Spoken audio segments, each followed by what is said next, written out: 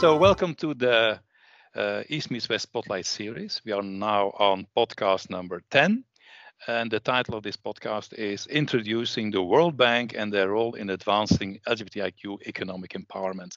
A big thing, but I'm sure we will have a very interesting time to look at it and to listen to our special guest. For those who do not really know the podcast series from East Meets West, why do we do this? East Meets West does this because we often meet people, organizations, actions where we say, no, they need a little bit of space to get to know, because otherwise these nice, let's say, actions would be lost. So therefore we want to give the space to these interesting and innovative members of our community. And for today's podcast number 10, we are very happy and proud to have to welcome Phil Crehan. Phil Crehan, we know Phil from his time at NGLCC, the National Gay and Lesbian Chamber of Commerce, where he covered, I think, the large global division. But since then, he moved forward.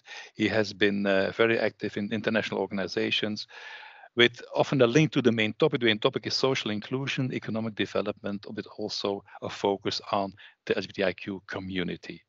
And this, I think, this work brought Phil also to the strategic role of the World Bank is playing to improving the LGBTIQ well-being, a role that we see is not known enough. Now, World Bank, we all know it, but I think it's still something we need all the information about. But I will stop now talking about it.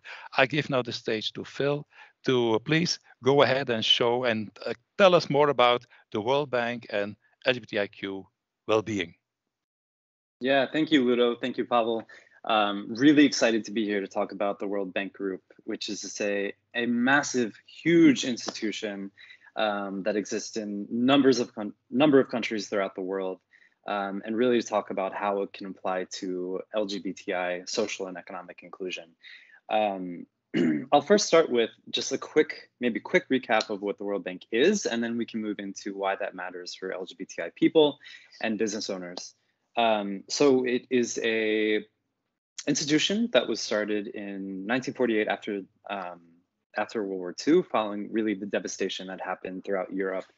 But since then, it has moved well past reconstruction throughout the European region to really take on poverty alleviation throughout the world, and as such is the premier economic development institution, not only in terms of its budget, but also in terms of its intellectual capital, its leverage with governments. It does a lot in this space and is an important player when it comes to, again, poverty alleviation and economic development.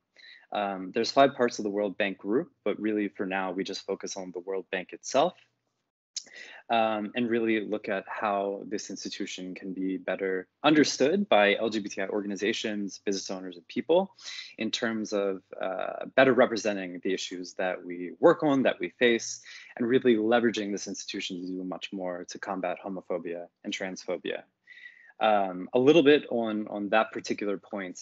This is a very new agenda for the World Bank. It started maybe 5 to 10 years ago.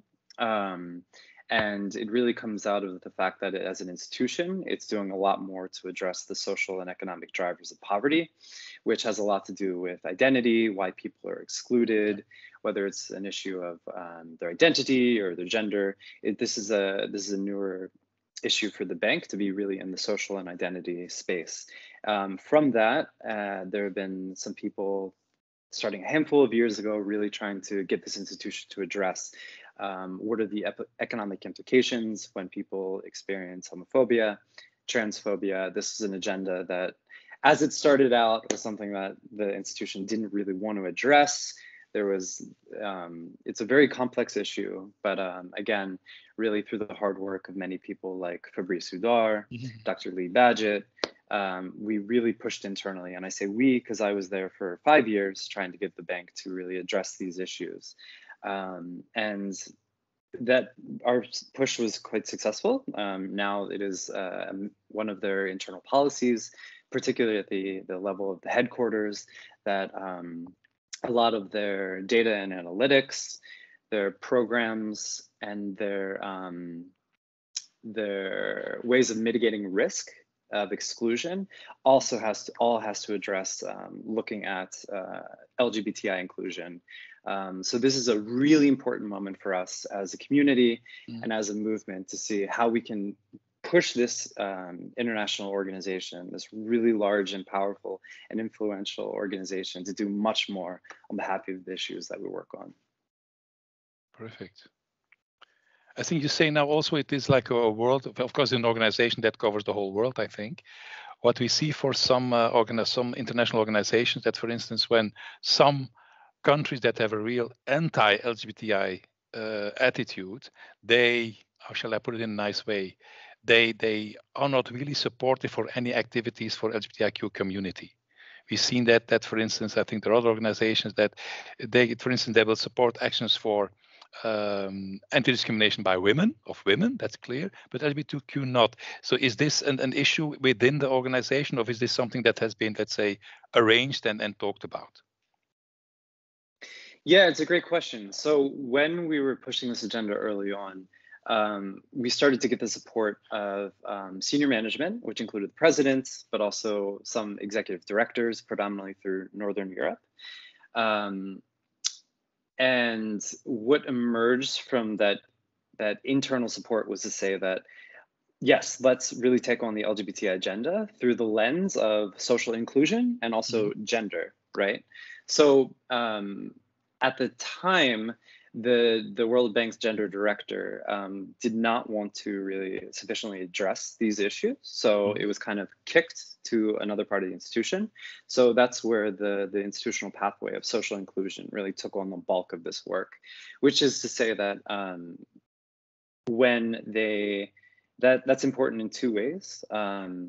During this time, the World Bank looked at its safeguard policies. So when it lends to governments, to its clients, hundreds of millions of dollars, they have to ensure that such large amounts of funding don't hurt people or the environment. And what happened through this process was that the new safeguards document, it's called the Environmental and Social Framework, said, all right, let's include LGBTI people into these risk assessments and to mitigate the risk of their exclusion, right?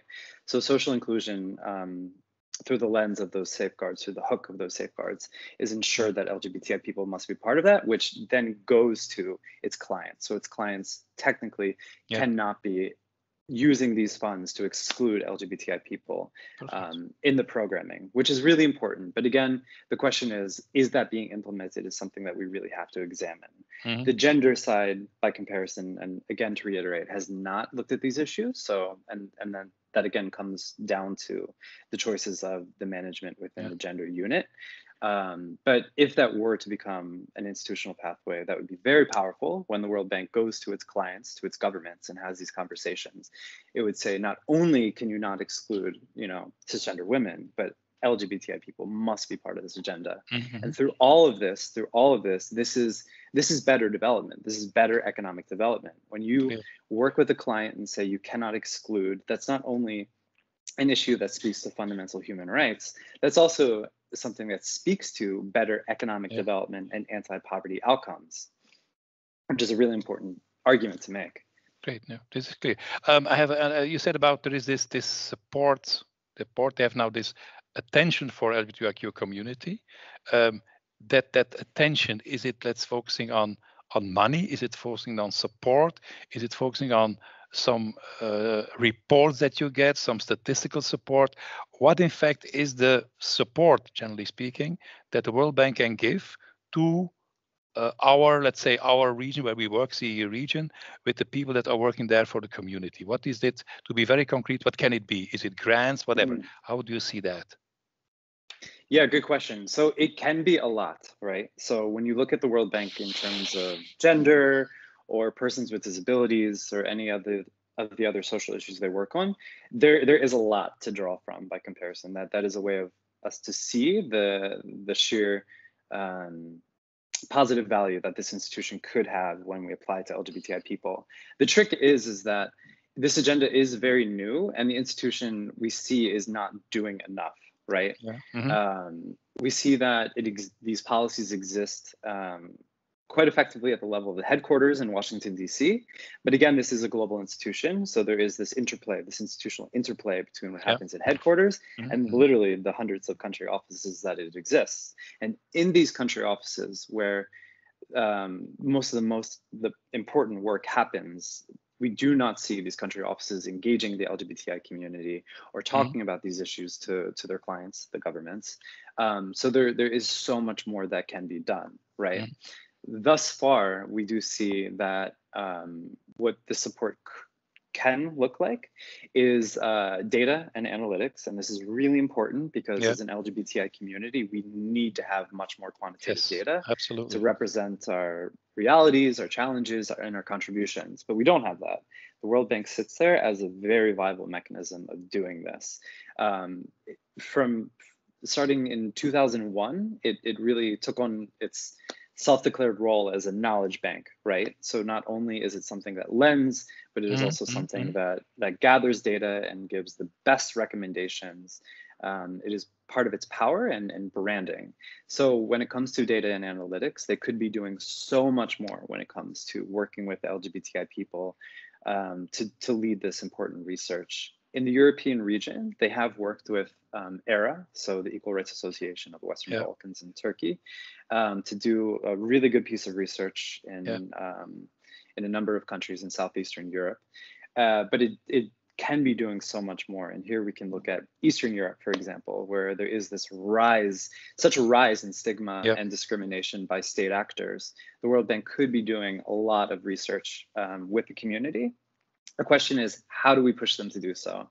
I hope this guide is one way of showing that as a public institution, we have every right to be working with them to do so. So that's the first, data and analytics. Another is programs. So programs is, of course, one of the largest things that they do. When they lend, hundreds of millions of dollars to governments, to their clients, the governments then are supposed to create these programs that incorporate economic development goals, anti-poverty initiatives.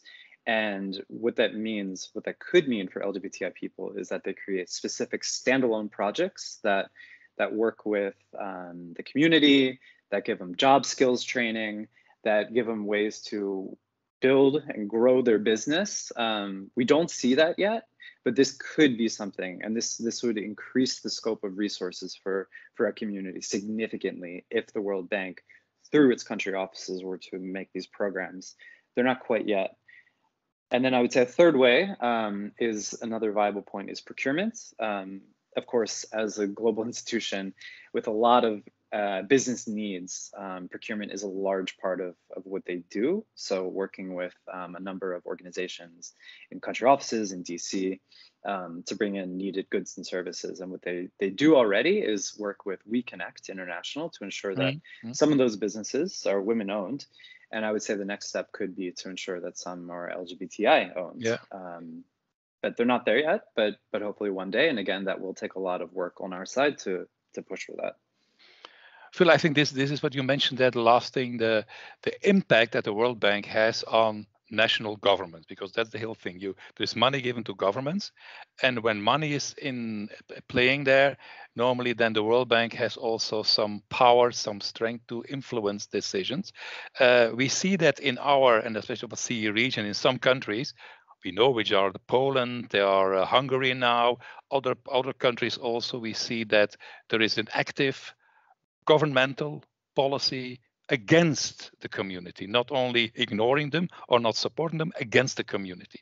Now, the local people there, our NGOs, the people that are actively working against this, they are very often, they fight and they do things, but I think if I understand you well, what the World Bank could be is a real power of empowerment of these people, that you say, look, jointly with the World Bank, that the World Bank, when they, perhaps I simplify it now too much, but if there is money going, that they say, okay, what is happening on that and that and that field, that this way you can really support the situation, the local NGOs, but especially the situation, the status of LGBTIQ people, which in these countries is really dramatical. I mean, it's really, it makes me furious when I see what is happening in Poland with these LGBT-free zones. This is just disgusting what is happening now in Hungary, where, I mean, this is something where we don't have much power, but there I think the World Bank could really put its weight on actions and also influential governments. I mean, know that in these kind of, let's say, countries with that kind of governments, money is important. We see it from the EU. When the EU stops giving money, they might turn a little bit because they have very big principles. When the money is there, the principles change. We see that. So that might be, and this is something new, I suppose. This is something that has to be developed. Yeah. Yeah.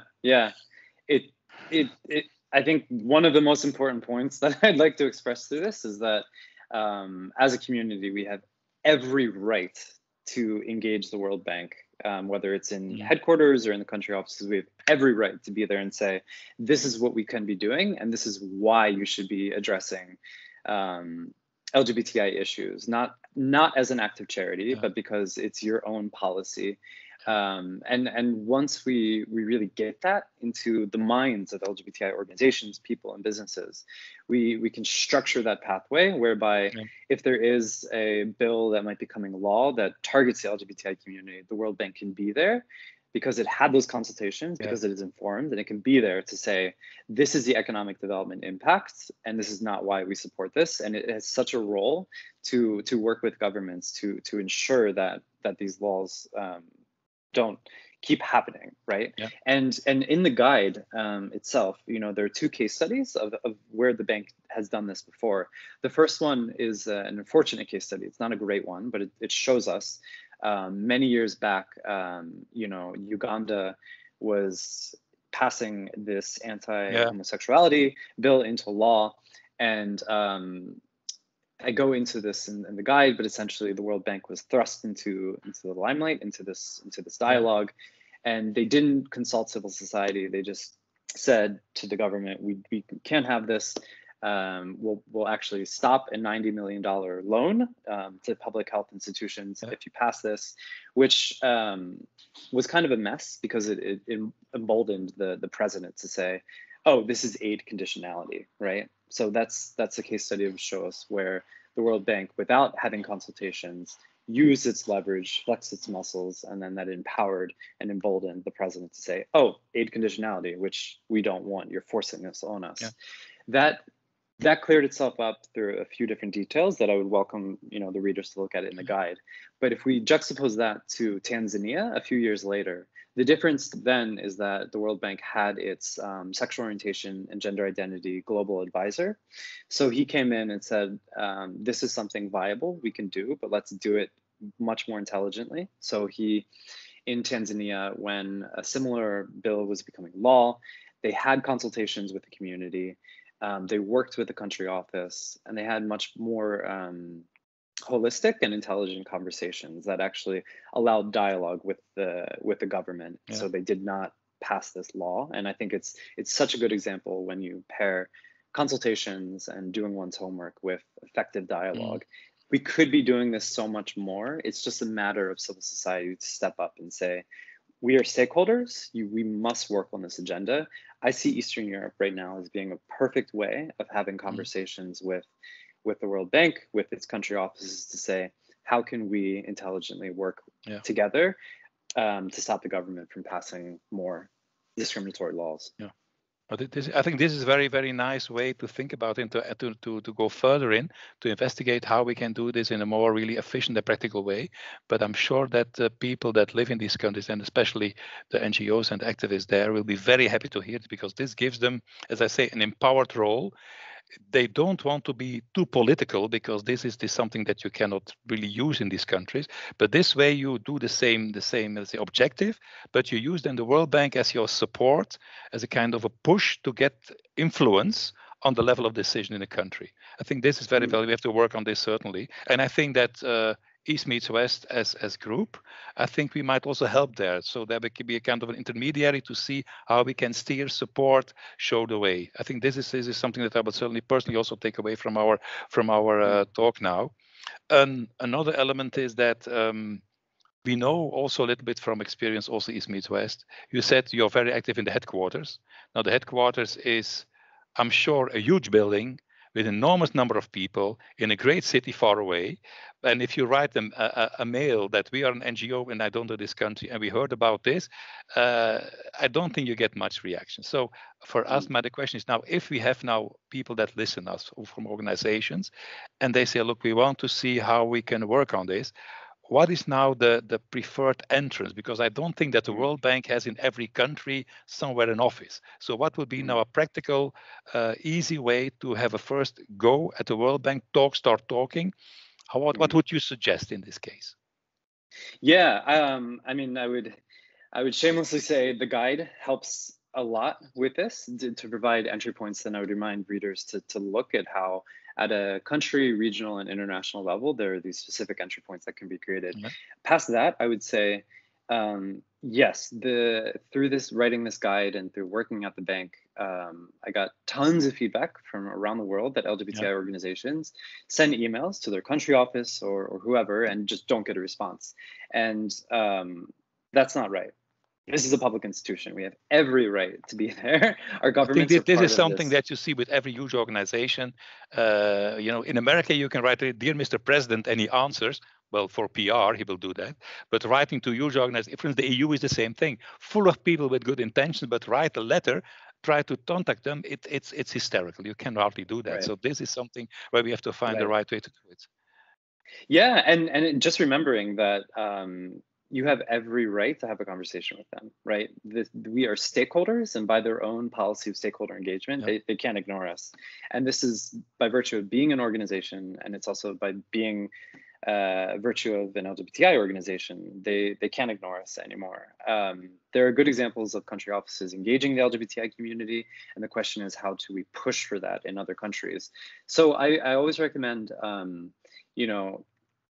finding the right person in the country office, which is their social development specialist, is their gender specialist, is the person who oversees specific programs to health, to labor, et cetera. It's just finding them and making sure that you're clear to them that you're everything that you're owed by this institution and that they can't ignore.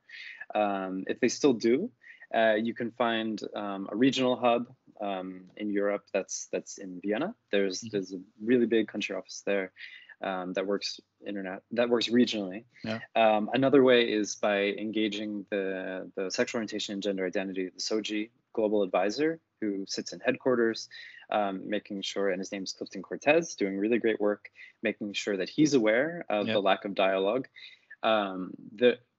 Coming up very soon in the next few weeks are the annual the annual meetings, which there's two. There's annual meetings and then the spring meetings. It happens twice a year, and it's a way for civil society to officially discuss with senior management and other parts of the institution a number of issues, and that's another way to attend. They are mostly online due to COVID, but outside of that, there's also ways to officially go to DC if possible to make sure. There's a number of organizations that are specifically working on the LGBTI agenda from an external standpoint who can help liaise with you. That includes the Council for Global Equality, Human Rights Watch, Human Rights Campaign, the Bank Information Center. There's a number of organizations. If someone wanted to reach out to me, I could connect. But again, it's a matter of reaching out to the country office, the regional hub, and then to the right people in its headquarters to make sure that those voices are heard. When it comes to the entry points, there's a number of thematic entry points that one can use, but I won't bore everyone with it. I understand. There are. I think you mentioned also there is this guideline, this material that can be useful for our listeners here. I think that as it is a recorded podcast, I think when we publish it, we can add some links where they can find the information. I think we can also I don't want to fill your mailbox with a lot of mail, so we will do it probably over East Meets West if it's okay to contact you, because this way you will be chased by everybody. But we will take care of that. And I think also for us, I think there is a very interesting role that we did not develop yet for East Meets West. On the one hand, you have this element of business, which is important for, I think, what we do here, that we also try to develop quite successfully, but still growing in our region. we can also be the ones that try to help to let's say to motivate the people to do something. We can talk about it.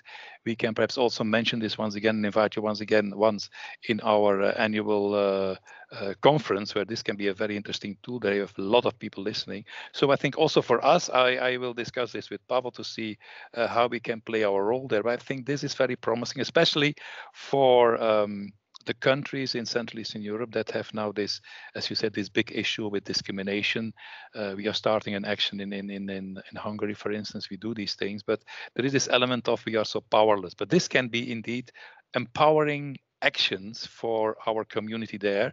And really there, I think the World Bank, because the World Bank supports this, helps there, has a link there, they are really then, let's say, touching the people in the field, which I think is also what they want to do. There are a lot of things they do, but then you really touch the essence of the problem. I think it's very, very promising and very interesting. If you want to speak, please do. Yeah. I mean, just again to say how important it is that this institution and the other multilateral development banks could be having in this space. It could be such a game changer if civil society effectively leverages them to do much more. The World Bank is leading compared to the other multilateral development banks, but that's still this much compared to, we could be doing so much more. And it's important because, you know, so often we have discussed LGBTI issues through the lens of human rights, and that it'll always be a human rights agenda forever. But at the same time, what really gets the attention of some governments is when you put an economic cost to it. So you can say that exclusion is detrimental on a socioeconomic and poverty level, and that aggregates to lost GDP, right? And that's something that we did in India, and we've been replicating, you know, when I was at the bank, and then we've been replicating a number of times, and it's very important for the bank to do that. Once it is effectively leveraged and harnessed by civil society as the public institution that it is, another thing that could really emerge from this is just increasing the scope of resources infinitely. I mean, the Global Philanthropy Project looks at how little international funds go to LGBTI issues. It's just tiny bits, it's pennies on hundreds of dollars by comparison. It's just so little going to this.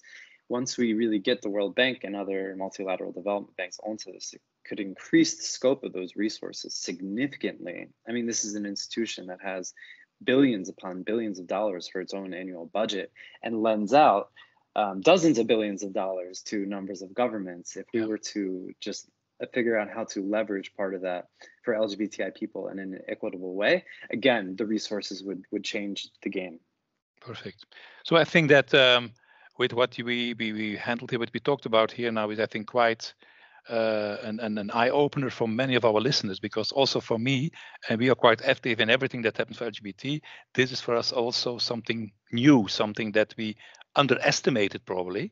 And if we have this kind of sort, it would be really great to develop it. I think also for East meets West, and I know Pavel, my friend and colleague in East meets West, he will also support this, see how we can be there, the driver a little bit, certainly in the beginning, a driver, and help our people to do this. So I think this is something that we certainly will work on. But please, if we start working on it, don't start complaining the next time there is too much happening, because now you say we don't have enough. I mean, once East meets West starts pushing, you might be overwhelmed by the request. But I mean, that's something else that will be great.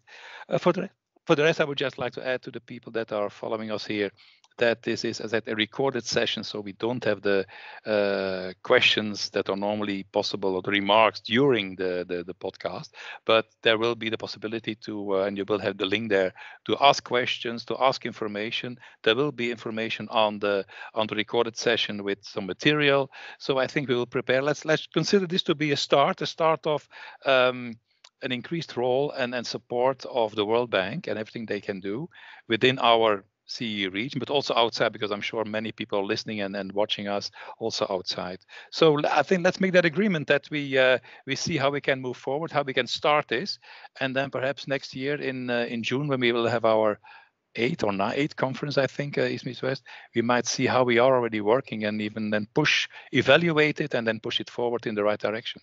I think that would be, thanks anyway. Thanks, Phil, for taking the time.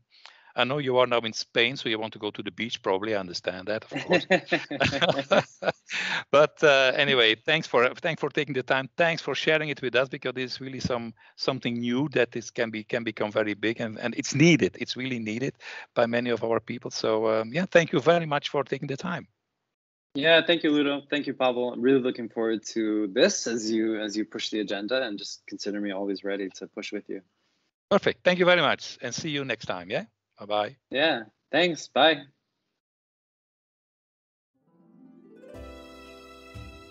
Hello from backstage. It was cool, guys. Was it cool? Of course. good. It's cool. It's cool. Yeah, I think You it's. two are cool together for. But I think that, I mean, this is a thing you probably can have a conference for 5 days about it. In Antwerp now, in Brussels. Yeah, I'll near Brussels.